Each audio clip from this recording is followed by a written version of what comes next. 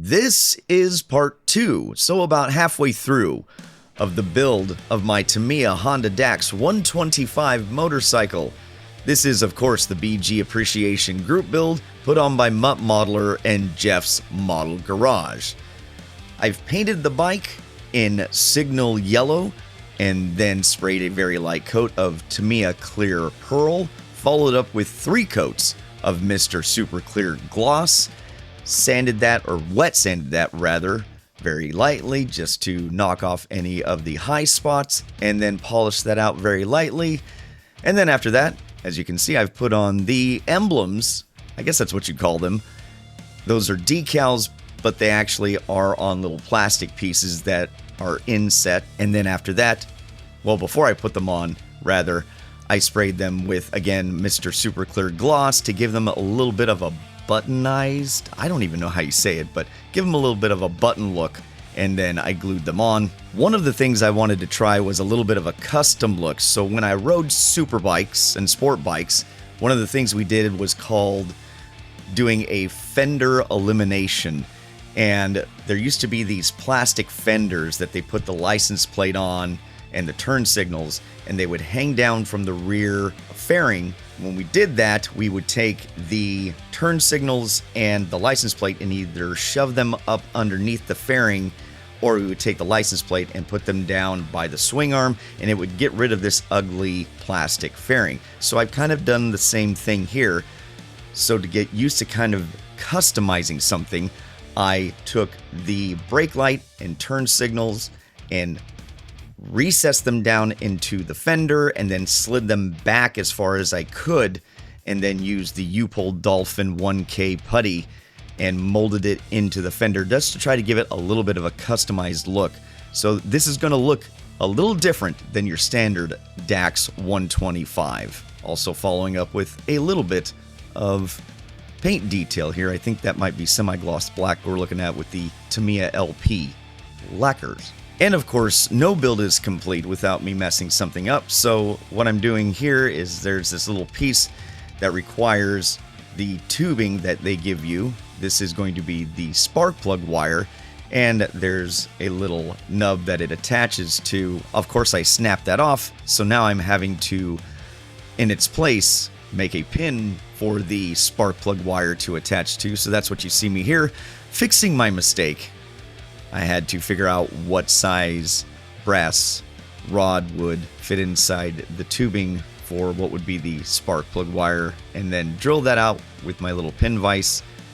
And now you see me gluing in the rod, and then I'm going to clip it so that I can eventually put the spark plug wire on that.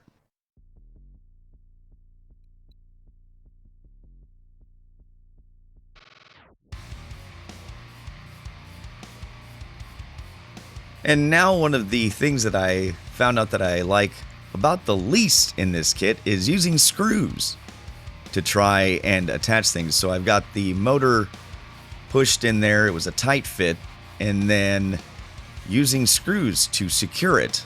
And that made me very nervous. You're basically threading into the plastic, and there are several things that screw into this particular model, and it just doesn't feel nice, and it makes me very paranoid that I'm either going to break and or strip things. And now you can see me doing the sprocket and chain for the motorcycle. I actually took rapid thinner and metallic black and did the chain, and it ended up working out like grease.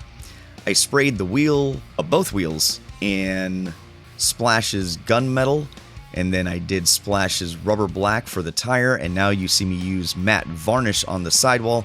I like using matte varnish from Vallejo on the sidewall. It gives it a little different look than the rubber black. Just a little bit of a difference between the two. I like the way it looks. To me, it looks more like a tire. And now you see me use the multi-black there to give a little bit of depth on the brake disc. The brake disc, I decided to try and use the Tamiya colors that it recommended, and then mix those with the rapid thinner for airbrushing, and I masked that off for the colors to spray on the brake disc. And I really liked the way this ended up turning out. So the rapid thinner works fantastic for the metallic colors.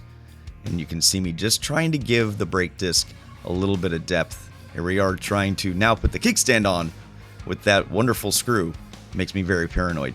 And then the springs and shock just snapped right together. Now we're doing a little bit of paint detail with good old X11 chrome silver. Here I am now screwing together the shock to the bike, and I had to do a little bit of custom work here because I got rid of the sissy bar, and in order to space this out correctly, I had to put a little spacer in there, and now you can see what this looks like put together. Again, I used that rapid thinner for the back of the bike, for the cover rather, on the exhaust, and I think it looks great. Well, we're about halfway through. Thanks so much for watching. You've been great, and I've been strange. We'll see you in the next one.